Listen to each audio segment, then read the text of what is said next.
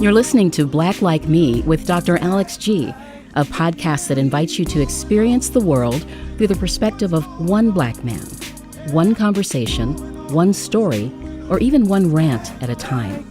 Here's Dr. G.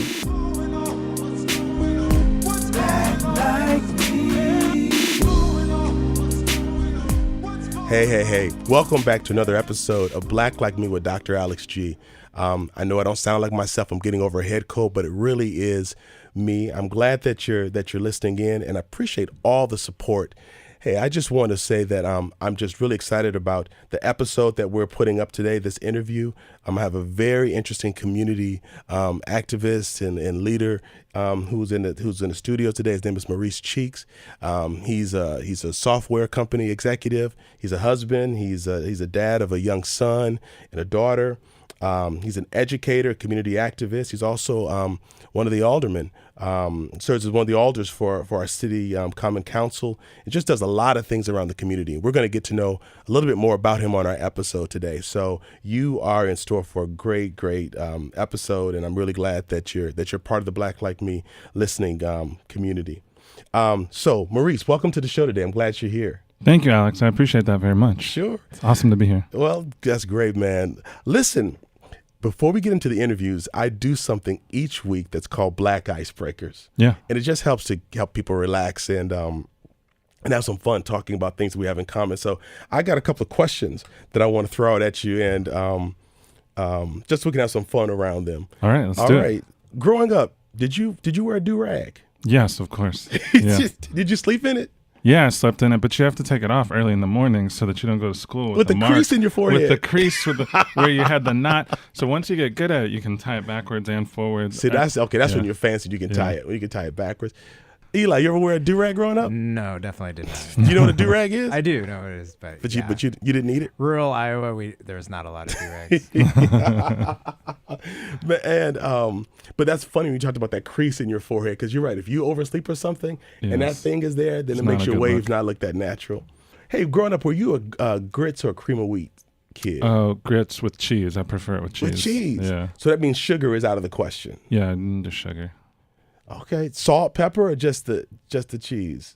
I mean, so salt and pepper, probably pepper. Cheese wasn't always in it, but that was the fancy. Like if we put cheese in it, I felt good about that. No, would you do that for breakfast, or was that part of like a dinner routine? No, that was part of. It was like special occasions. We didn't have grits all the time.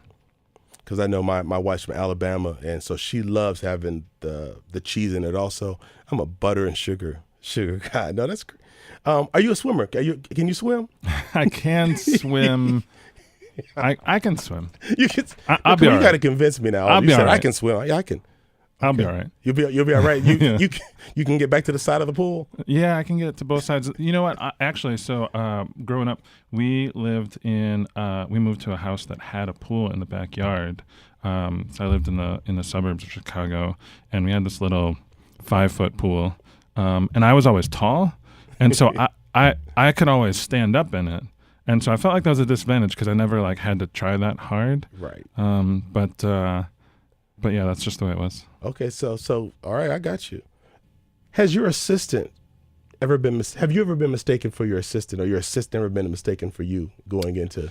I did a podcast on this a couple of weeks ago where people thought Tyler was Dr. G. So I'm curious, have people ever mistaken your assistant or your staff for you?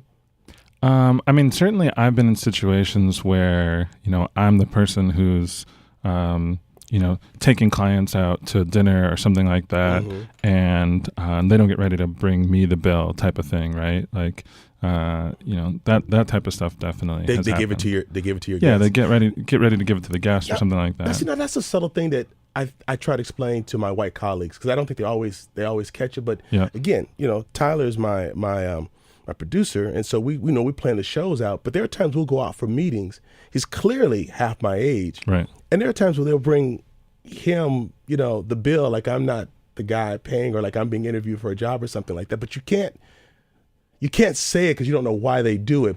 But I certainly notice it when that doesn't happen. It sounds like you've had that same experience. I had a situation. I mean, just thinking about funny stuff like that. I had a situation once, just like probably a month ago. Is me and another brother going out for breakfast, and I've never been offered hot sauce like off the jump, like right away. But it's just like the two of us for lunch, and they were like, "Would you guys like some hot sauce?" And it's like, I mean, yes, but why you ask? It was just kind of funny. It was funny. Oh man, that is, and they probably also said, "Do you want to charge your phone up behind the counter while you're eating breakfast? Can we charge your phone for you?" That's funny, Oh man, Life is funny. I know it is, and I think the reason I do these icebreakers, and I tease my my engineer and producer by bringing them in, because I think we don't laugh enough about these things. There's enough serious stuff that keeps us apart, but there are just funny things that we experience differently that I think as we look at them together and laugh at them, they're not quite as as painful like that. But that hot sauce thing, that's a funny story. I'm gonna have to keep that in mind. That's really funny. There's so much that's going on in your life that I want to get a chance to get to. But you mentioned that you grew up outside of Chicago. How long have you been in the Madison area? So I moved to Madison in 2007 to take a job working with schools all across Wisconsin. I actually grew up in Madison, Illinois. That's the one in the south suburbs? South suburbs, Sure, I've heard of it. And so I feel like, I always have to sort of over-enunciate growing up in Madison and now living in Madison. But yeah. So now you went around the state teaching teens. Was it like using computers or software? Yeah. So I worked for Apple. I was leading K-12 education. Wait a minute, you worked for Apple? Yeah, man. That's right. You told me. Did you get all this like cool gear and stuff? So I worked for Apple when I think the iPhone had just come out, and so for several years I would get an upgrade because I needed to be able to show clients show clients what the next technology was. And I remember when I left Apple and had to start paying for that stuff myself, I was like, "You're like, damn, man, this stuff is expensive. Steve don't need this money." Well, Eli works for us now. He's our communications director at Nehemiah. But he used to work at the Apple store, so you two have to show me the secret handshake. Yeah, I don't know that we can do that, Alex. Okay. You might have to take me out back and do something That's too. Right, yeah.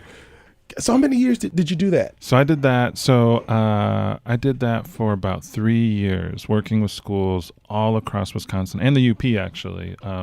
From Hurley to Cuba City to Kaukauna. Wow. I mean, literally all over the place. So when you say all over the state, you literally mean that? For real, all over the place. Yeah. And so, is that where you developed a heart for teens? I mean, when you went into that, was your heart for was your interest in technology? Was it teaching? Was it kids? What made that? So my background is you? I actually went to school to be an educator. I went to school to be a teacher, which came from a heart for public service, right? I mean, recognizing that teachers, educators are some of the most obvious public servants in our community.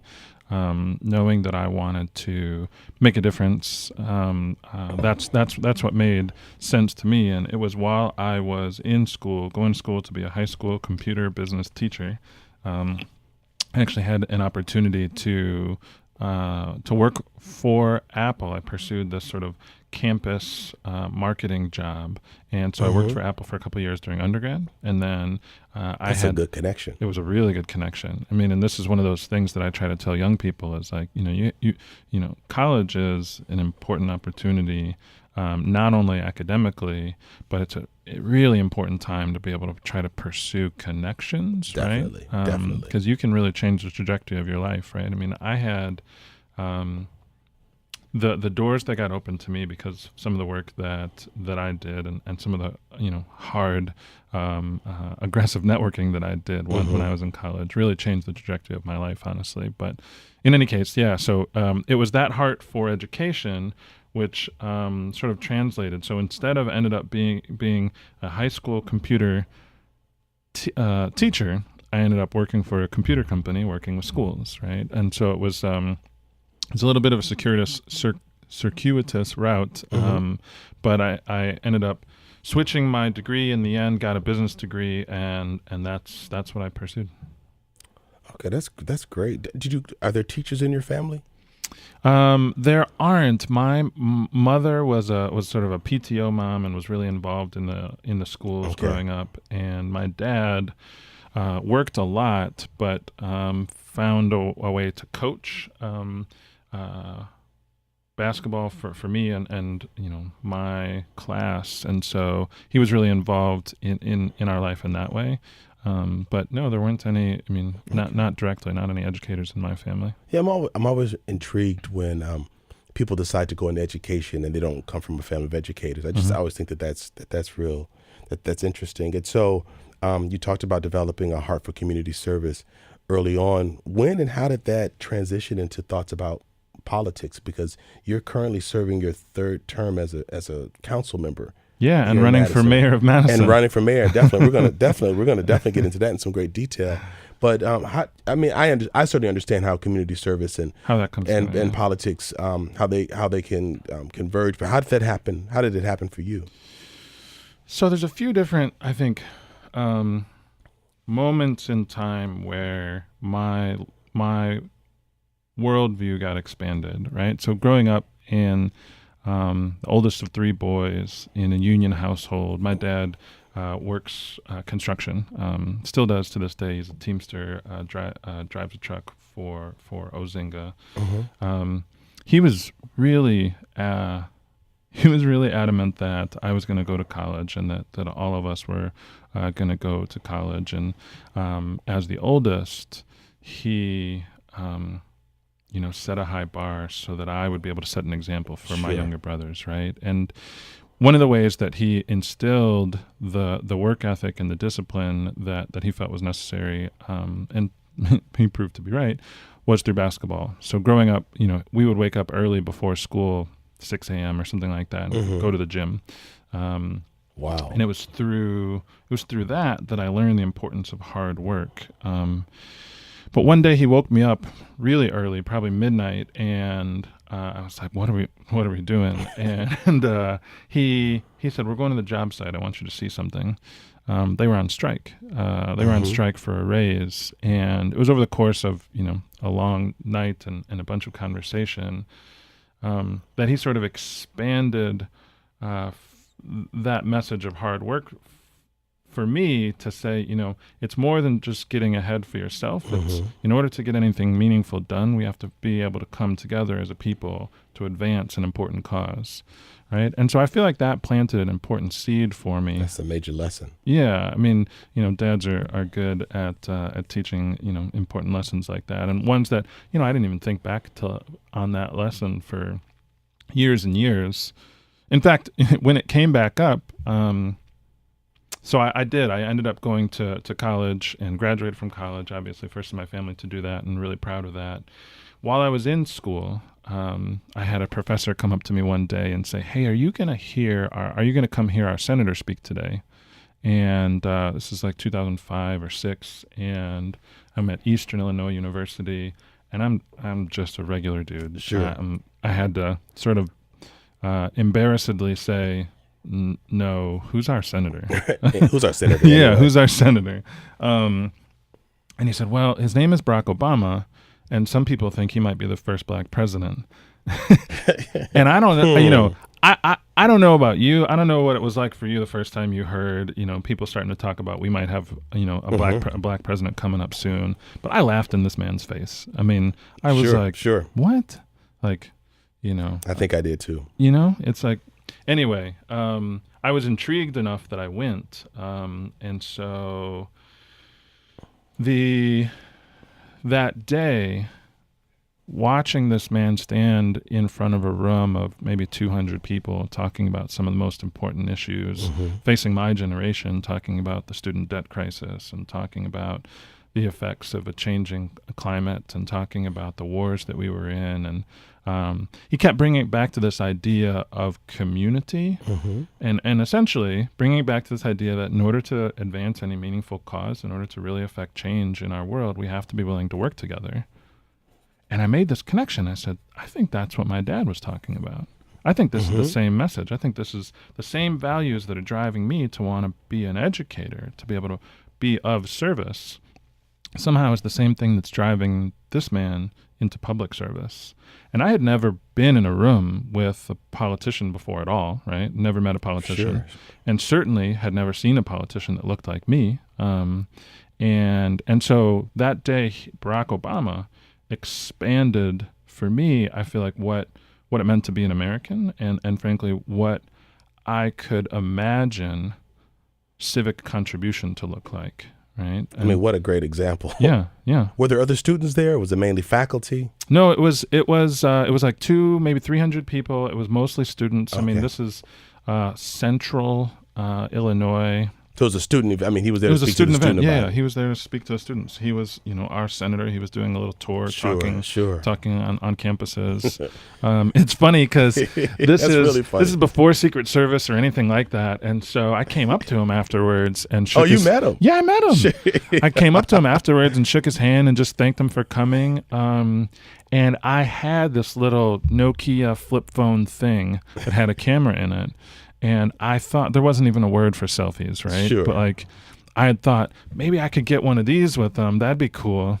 But I was like, no, like I'm not one to get starstruck like that. You don't want to be a groupie. He's just a politician and Yeah, that's whatever.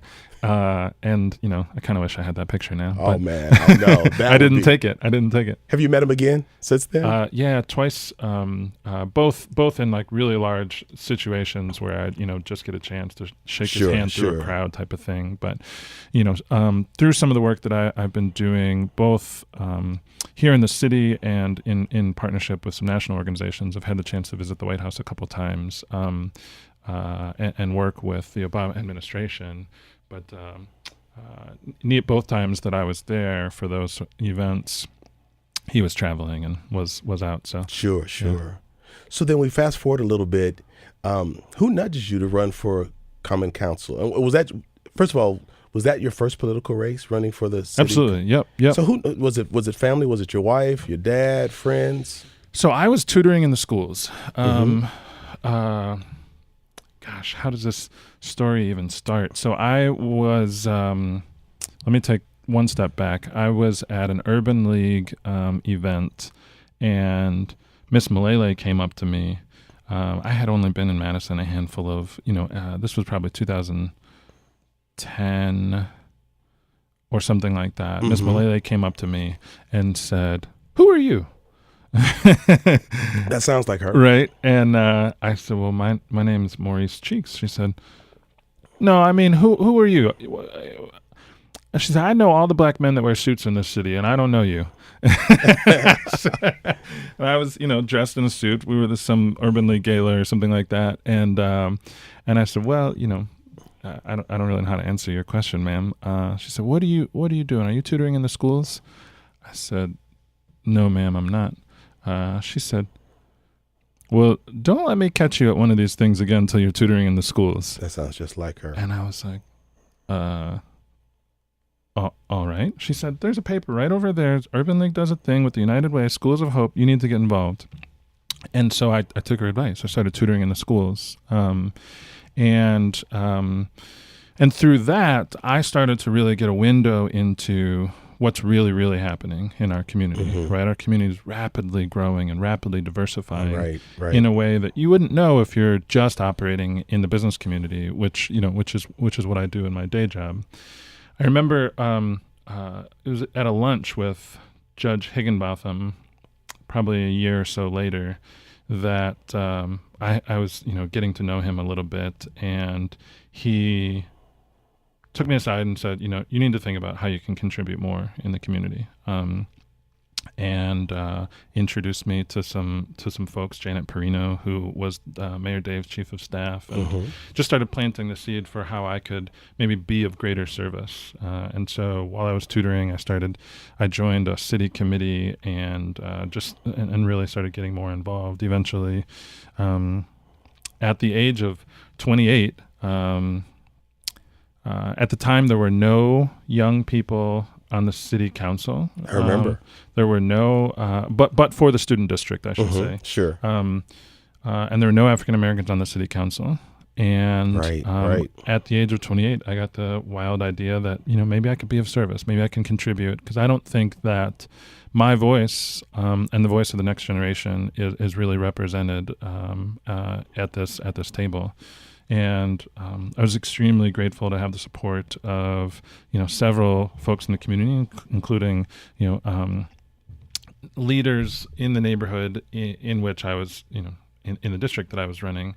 And so former alder Gary Paulson, who ended up being my treasurer, was a big advocate and a big encouragement to me. So it's been an awesome ride, right? So my district that I represent now is the most diverse district in the city socioeconomically. It really runs the gamut. So I represent Allied Drive, Nakoma, Orchard Ridge, Duns Marsh, Midvale Heights, and so really running from Nakoma to Allied. It's a microcosm of a city, right? That was 07, the first time you ran? No, sorry. So that was 2013 when I ran. You ran so then was reelected now twice. So I'm on my third term on the city council right now. Now we go back to 2013. World still rocky place. We're seeing some of the repercussions of having elected a black president in the United States. Oh yeah. And a lot of African American men and women, think about a lot of ways of changing the world, but not politics. Sure.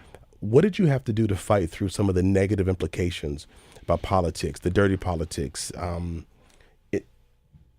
in order to insert yourself into that scenario and still build trust? Because there's almost this innate distrust for politicians. How did you navigate that? So that's a cool question. I think that while most politics has gotten a sort of ugly reputation, right? You can say politician as a word and really just use it as a pejorative, sure, right? To just call someone a politician. Mm-hmm. I still believe that public service is a noble cause, that it can it's be redeemed. Worthwhile work, that it's redeemable. And so I've sort of never allowed myself to believe the hype that politics is gross and garbage. And certainly some people, I think, perpetuate that. Mm-hmm. And I just do my best to honor the work and to be a physical representation of hopefully what it can look like if somebody's interested in being a public servant. And I think that I come from a place of I come from privileged timing, because my awakening into politics really came while we as a country were trying to figure out if we had the muster to elect Barack Obama. Sure. Right. And as you will recall perfectly well, black folks were hesitant to get on board with Barack Obama. Mm-hmm. We didn't want to get our hopes that high, right? Particularly my age, because I remember Jesse running, and other people remember Alan Keyes. So it's not the first time. Yeah. Or I can remember Shirley Chisholm. When I was a kid. So in some ways, it's like, okay, here we go again. Yeah. Someone's on the ballot. But you're right. There was a sense that this could really happen. Could really work. And so, I'm 34 years old, right? Mm-hmm. So there's a whole generation of folks like me who, we saw Clinton and Bush politics when we were younger, and even some Ronald Reagan stuff when we were really young. But to be in college or just out of college when Barack Obama is challenging us to be more, and really exemplifying what honor and dignity looks like in public service. I mean, it's just a really good example to have. Definitely. So that's I think allowed me to navigate with a greater sense of confidence that I can sidestep the ugliness and the mistrust and whatever else. And I don't. That's worked for me. Sure. You've already talked about your admiration for President Barack Obama. Are there other politicians who have served recently or are currently serving statewide or nationally that inspire you, or whose work becomes a model for how you might want to serve? Certainly there are. But I think that we have to find. For me, I think it's important for me to remain grounded in figures that are not necessarily politicians, but folks that are exemplary people and exemplary at hard work and advancing a cause. And so one of the one of the folks that, has been an inspiration to me in some type of way is my grandfather, my dad's dad, who passed when I was 15. And so, my memories of him are faint and, potentially idealistic. But, my grandpa grew up in an era where it was perfectly legal to deny him the ability to buy a piece of property. You know what I mean? Mm-hmm. And to watch how hard he worked in order to build, in order to advance his family into the working class, and then, instill the work ethic into my father that, was able to work hard enough, 2 jobs his whole life, to advance my family, his family into, the middle class. And then, as a result of that, as a ripple of that, my dad, he so proudly tells a story to his friends, and I've overheard him having these conversations where he's like, I beat the odds. I got 3 black boys and they're all educated. Myself and my younger brother both graduated from college, and my youngest brother, Calvin, is a Marine. And he's like, listen, one of them should have been in jail or something, just based on the statistics. And so, I think about, my grandfather and folks in his generation that put up with way more than I can frankly even understand, that made this life possible.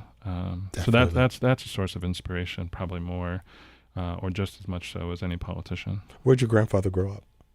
So he grew up in Albany, Georgia. The deep South, the real South. Yep, he was part of the Great Migration. He moved to Chicago when he was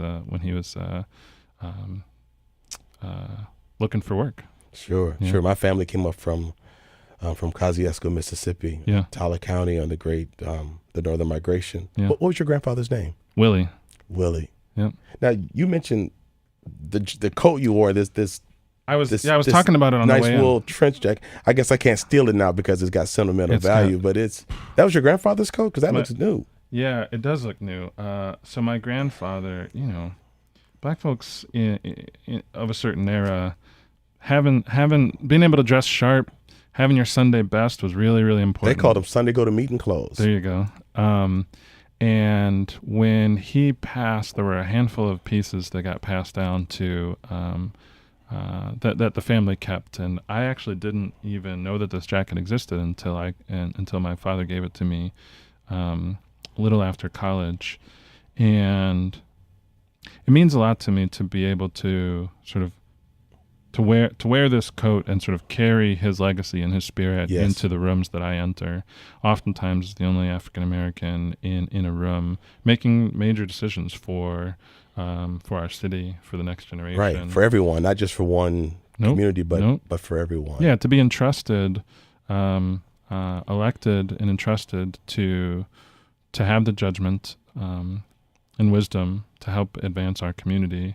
It's an honor. And so this jacket, I think about one of the first times I wore it actually was a trip I took to DC. I was at the time I was working for a company that a Madison-based company actually that did work with Justice Sandra Day O'Connor, and we were out there. Wow. I was related to that. I was taking a tour of the Supreme Court, and I was running for alder, and I'm in DC, I'm in the Supreme Court chambers, and we get this sort of behind the scenes thing, and so I get a chance to hold the lectern that Thurgood Marshall held.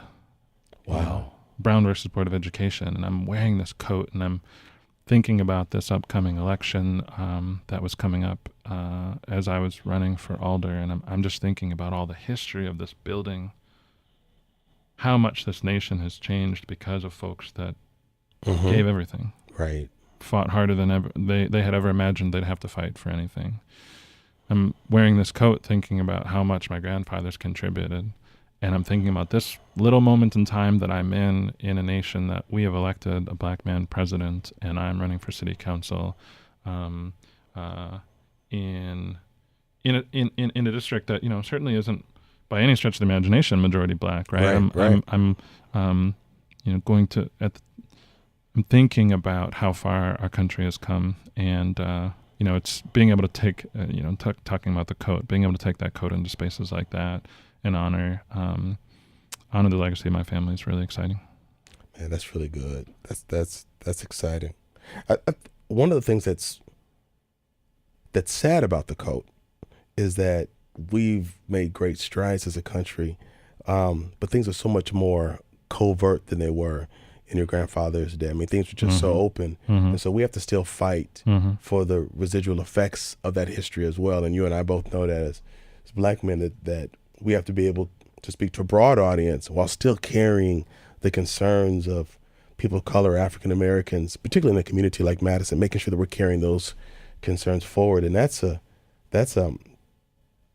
an easy dance. That's a tall order. So I guess it's a great transition place into your candidacy for mayor. I'm glad you're doing it. I was glad when you announced. We talked about it early on, and I'm really proud of you for doing that and for taking that step, because that's a tall order, and Madison is at a critical juncture where it needs strong leadership. It needs to make it a Madison for all. I've been doing my part on this in the community, in the trenches, in the churches.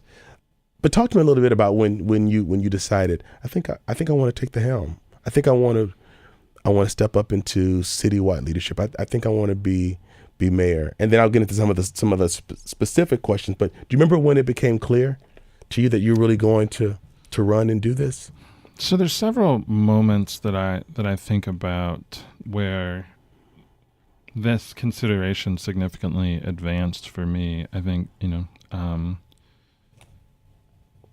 one of them was 2016, right? The November election, seeing national politics falling apart in a way that caused despair for so many of us, and seeing how deeply that affected our community and how important local politics was. In fact, I remember my mom texted me that night of the election and said, "How are you feeling?" I didn't respond to her. I didn't know, what was I going to say, right? But my mom's savvy. She saw on her iPhone that I had read it and that I ignored her. And Mom wasn't going to have it.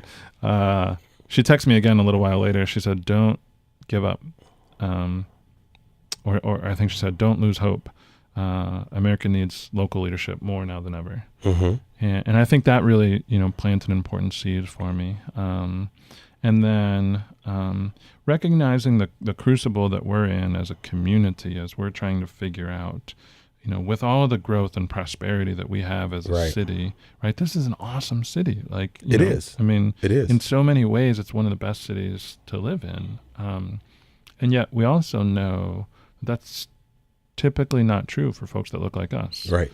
And, disparity gets perpetuated when there's prosperity to be had, right? So recognizing that, this growth trajectory that we're on creates an opportunity for us to really prioritize advancing opportunity for everyone. Right. Or if we're unattentive to it, and if we let inertia continue to do what it does, we're going to continue to see a widening gap between haves and have-nots, and typically we know that disproportionately, Black folks are part of that have-nots category, and that's not the sort of city that we want to be, certainly, and we nationally become known for having become that kind of city. Exactly right. And I think that we all sort of cringe at that reputation, right? Because it seems to fly in the face so much of the values that we espouse. Right. And yet we have had leadership that struggles to acknowledge the reality of the data, and feels, defensive or sort of in denial or whatever the case may be. And so, as I get ready to run for mayor, bringing to bear my experience, as I, to your question, right? As I thought about what do I bring to the table as I run for mayor, recognizing my experience representing such a microcosm of our city, recognizing my experience as a minority business leader in this city, and as someone who has been an advocate for our kids and a tutor in the schools and a champion for the next generation, and frankly as a father who has decided that this is the place that I want to raise my family.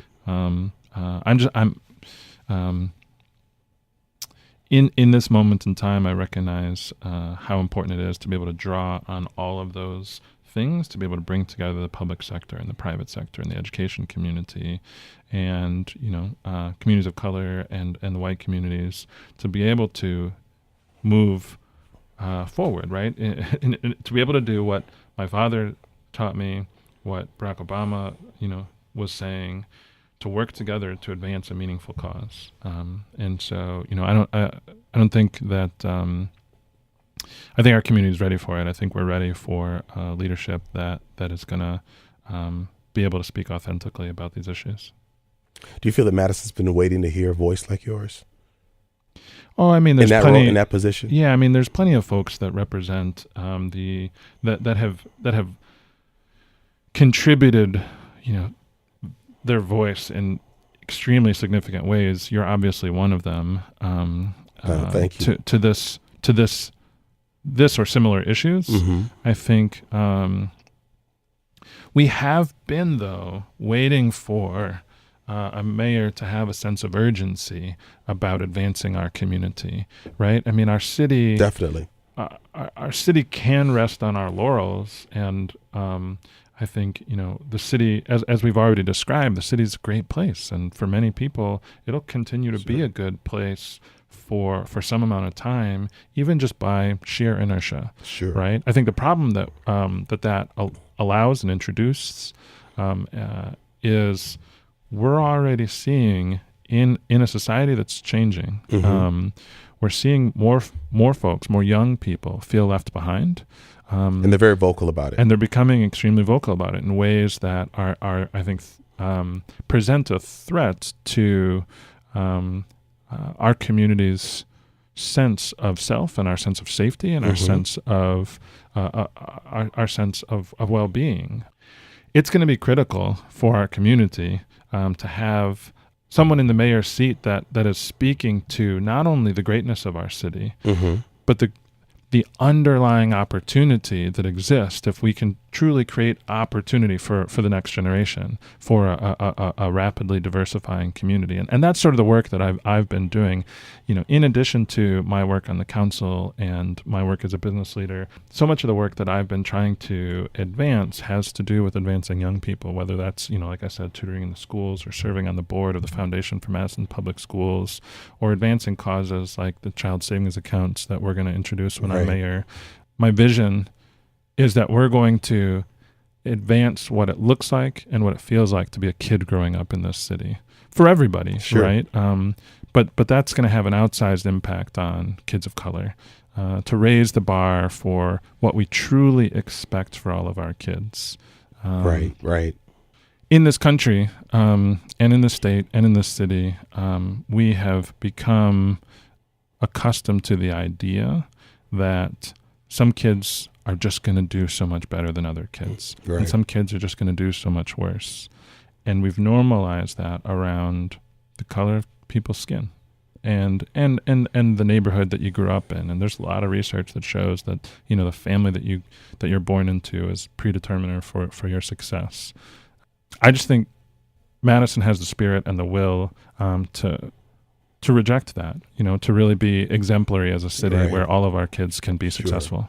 Maurice, I'm a product of a divorcee moving to Madison. My mom was 30 years old, was a high school dropout. People know me well, know the story, but got both her undergrad and graduate degrees from Wisconsin. Was on the dean's list, but she dropped out her freshman year. Madison was that dream place. So the drum I beat is I'm a product of this community when it doesn't relegate you to a certain outcome because of your zip code or because of the marital status, or the ethnicity of your parents. And when it looks for opportunities, people ask my mom, what do you want to do? What do you want to become? And it wasn't, hey, you're from Chicago, so you must just be here for benefits. So we already got an idea of what you're about. So I remember the glory days. And again, I'm a product of that. Yeah. But the community had changed by the time I raised my daughter. My wife and I raised our daughter here. Some of the assumptions that counselors made about my daughter's ability, who just graduated from the University of Wisconsin with honors, was different than some of the pressures my mom. In some ways, it was easier for my mother because this community seemed hungry to want to see all people grow and benefit. Maybe it's coming, out of the 60s, and Madison was really in the height of sort of its liberal reality. But for future leaders or current leaders like yourself, potentially a future city leader, it's not as if you have to even recreate this reality. In some ways, it's calling us back to what we really have been known for. Just a reminder that we have done this before. It's not like something that we have to do. So that's just a thought. That's not even leading into a question. It's just sort of a thought. But I feel that idea of Madison liberalism, along with the Wisconsin idea, and I'm a product of UW-Madison, I don't think that President Van Hise, when he talked about not resting until the Wisconsin idea touched every home in Wisconsin, this was the early 1900s. He wasn't thinking about black people. And when Madison talks about being a great place to live, I don't think it's thinking of children, as you mentioned. I think they're thinking of young adults who might be techie or who might like lakes and intramural activity life. But you mentioned that you wanted to bring us back. You want us help to imagine what it's like growing up as a child. When people talk about Madison, they think about people on Willie Street. They think about campuses, but I don't think they really picture children as Madisonians. And so I think that that's a unique platform for us to remember, because we've got to tee this ball up right for the generation behind us. And I think as adults, we've been really living into our own desires and our own whims, but not really thinking about the generation that's coming behind us. And, when I visit schools to speak to young people, even during this campaign, those are the sorts of questions that I'm asking is,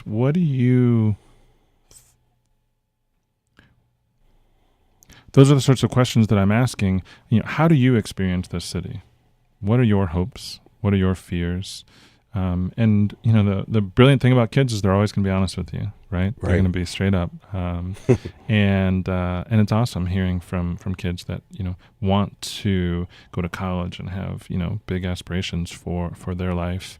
But it's really disconcerting when you hear from young people who feel afraid in their neighborhood or feel afraid of the police. I was talking to some young men recently who said, we're afraid of the police. We don't want to be, but we are, right? And I think it's really important to hear that, right? And really hear it, right? Not shrug it off as like, well, that's the way it is, but like, right.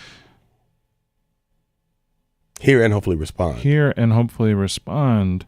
And I think Madison has a desperation that we haven't figured out how to put into action, but we have a desperation to not have that be true. We don't want young black men in our community to fear the police. And, by and large, we have, a police department that, we have any number of awesome officers that really are trying to do exemplary community policing. But, we live in a world, right? We live in a world that has realities. And, these young people are growing up with access to the videos that they see of, police interactions. They're growing up with, experiences in their own community of police interactions, and they're trying to figure out what's my place and what's my relationship to this city, whether it's police or whether it's schools or whether it's, access to jobs. Young people, Sure. They just want a job, right? Like, folks are just trying to figure out how they're going to make it in this city. And, I'm, as mayor, you're absolutely right. It is, maybe unique in this campaign, how much I'm speaking about the next generation, how much I'm speaking about young people. But I think it's critical. I think it's super important that the mayor, have a voice on education and youth-related issues. Definitely. And because I offer solutions, I feel justified or fair in talking about some of the criticisms of our city of Madison. And again, I love this community. I've chosen to raise my family here as well. the Black voice has felt very underrepresented, and we've been called upon. I mean, I've been voting age for almost 40 years, but we're called upon when there's a crisis. Sure. And the leaders, just going back several years, several decades, have been able to surround themselves for photo ops when something major happens to show we've got the Black supporting, Black support. But there's no real connection that's there. And so my suggestion would be that should you be fortunate enough and you're running a great campaign and you got a great platform, that you not let the broader community pressure you to not really hone in on that voice and really bring that voice forward. Because I just feel like for African Americans, we've been told to wait for so long. And now there's a generation of African Americans who are right behind me, right around your age. They're not the high schoolers, but they're very disconcerted. Their parents moved, many of them, they grew up here. Their parents moved here to go to college, stayed here, raised. These are upper middle class Black families, and they feel so left out of politics. And the fear is what they want requires such a change that their voice is often tempered. Children bring a level of honesty, but these young professionals do. But they vote, they pay property taxes, they have a say so. So I'm really hoping that you're able to connect with them as well, because I think they're the ones who will really determine what diversity will look like, because they will have the wherewithal to leave Madison. They'll be able to pack up and say, you know what, I can get a job in San Francisco. I can work from my home. I can live anywhere. Yep. So I'm really hoping that I'm hoping you will capture the imagination of that group of African Americans, because I just feel like they've been grossly underserved in this community. Absolutely agree. I mean, that's we were having this conversation. Keitra Burnett, who's a big supporter, is just pulled together a group of dozen or so folks that I would say fit the exact category that you're describing. Right. And this is we just had this sort of roundtable discussion as part of the campaign. This campaign's exciting because we have, so much support from all different pockets of the community.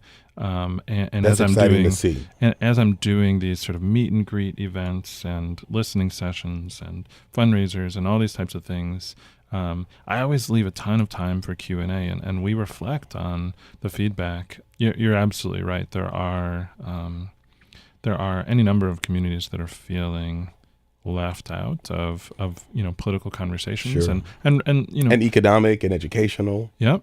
And it's interesting because in an election like this, we're going to see less than 20% of the population show up to vote, right? This primary election will have a few tens of thousands of people actually vote in it.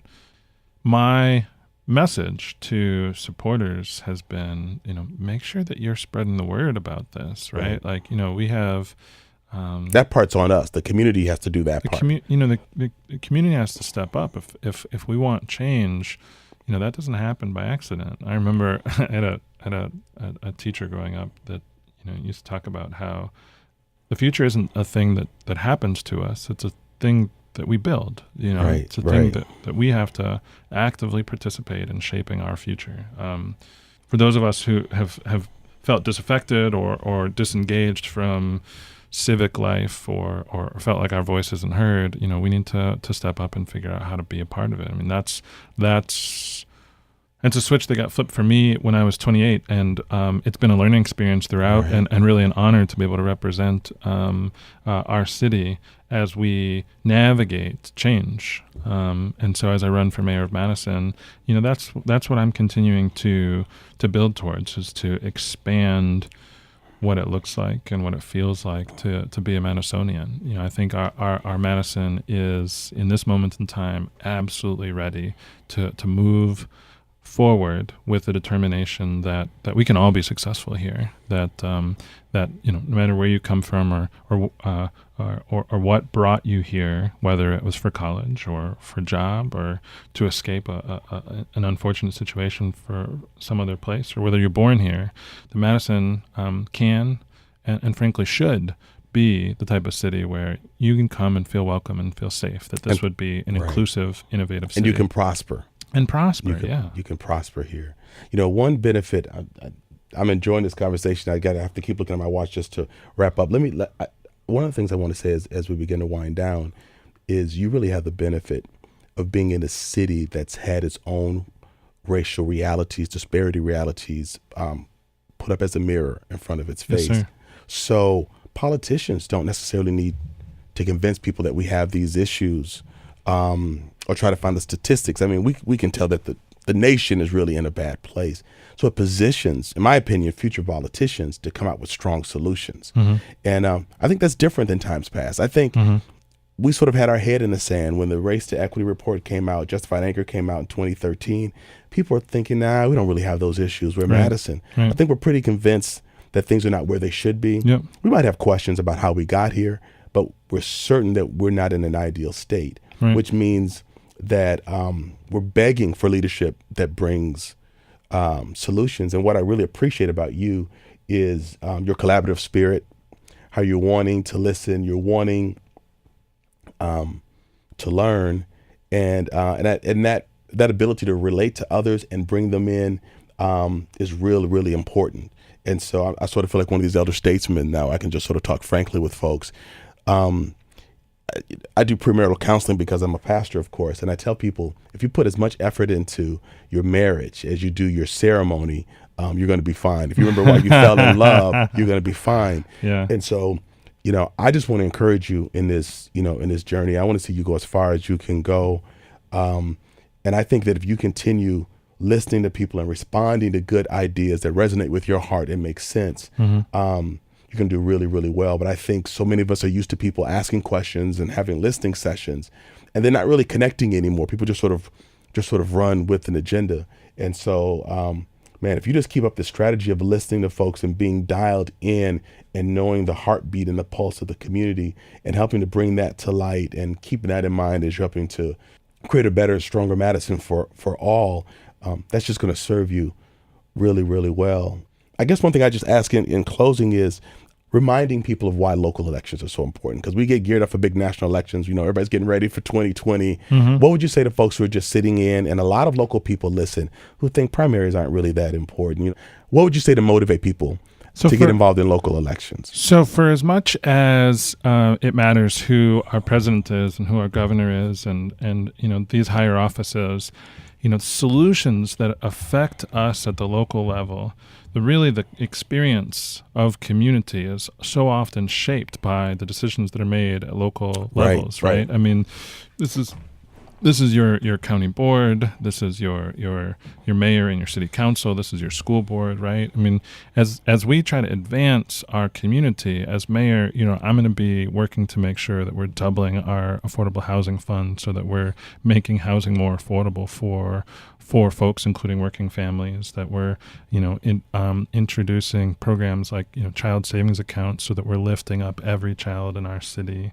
I'm going to be building off of the success that I've had, introducing a comprehensive public safety initiative that provides peer support and mentorship to folks, so that we can, proactively keep our cities safe. I mean, the sort of solutions that's going to be critical, and you're perfectly familiar with the violence stuff through Nehemiah and Fick and all that. But the solutions that are going to be brought to our community are not going to be brought by national elections, right? And so this is the work at hand, as we think about a city that needs to be more affordable, that needs to be more safe, that needs to have better transportation options and stronger job access and upward mobility.